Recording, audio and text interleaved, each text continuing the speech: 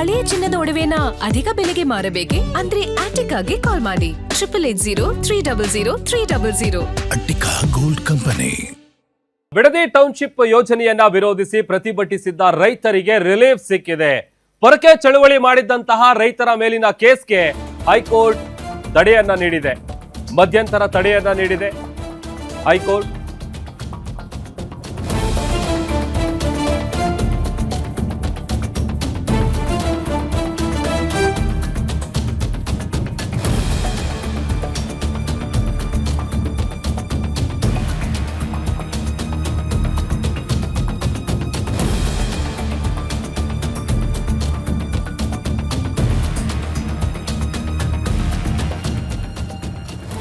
Bidadi township ಯೋಜನೆಯನ್ನ ವಿರೋಧಿಸಿ ಪ್ರತಿಭಟಿಸಿದ್ದ ರೈತರಿಗೆ ರಿಲೀಫ್ ಸಿಕ್ಕಿದೆ. ಪೊರಕೆ ಚಳವಳಿ ಮಾಡಿದ್ದ ರೈತರ ಮೇಲಿನ ಕೇಸ್ಗೆ ಹೈಕೋರ್ಟ್ ತಡೆಯನ್ನ ನೀಡಿದೆ.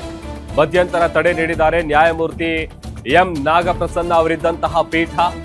ಜಯಮ್ಮ ಸೇರಿದಂತೆ 6 ರೈತರು ಹೈಕೋರ್ಟ್ಗೆ ಒಂದು ಅರ್ಜಿಯನ್ನ ಸಲ್ಲಿಸಿದ್ರು. ಸರ್ಕಾರ ರೈತರ ಇಚ್ಛೆಗೆ ವಿರುದ್ಧವಾಗಿ ಭೂಸ್ವಾಧೀನ ಮಾಡಲ್ಲ ಎಂದಿತ್ತು.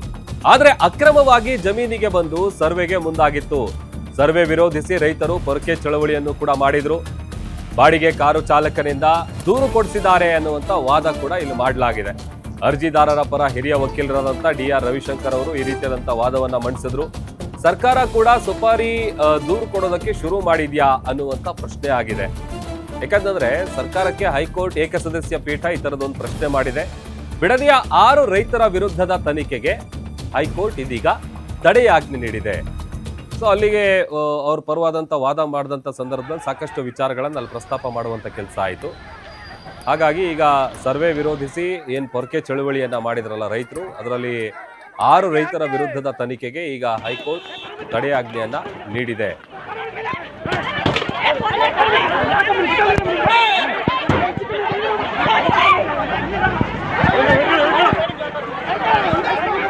ಜಯಮ್ಮ ಸೇರಿದಂತೆ 6 ರೈತರು ಹೈಕೋರ್ಟ್ಗೆ ಇದೇ ವಿಚಾರಕ್ಕೆ ಸಂಬಂಧಪಟ್ಟಂತೆ ಅರ್ಜಿಯನ್ನ ಸಲ್ಲಿಸಿದ್ರು. ಆ ಅರ್ಜಿ ವಿಚಾರಣೆ ಬಂದಂತ ಸಂದರ್ಭದಲ್ಲಿ ವಾದ ಪ್ರತಿವಾದ ಆಗಿದೆ.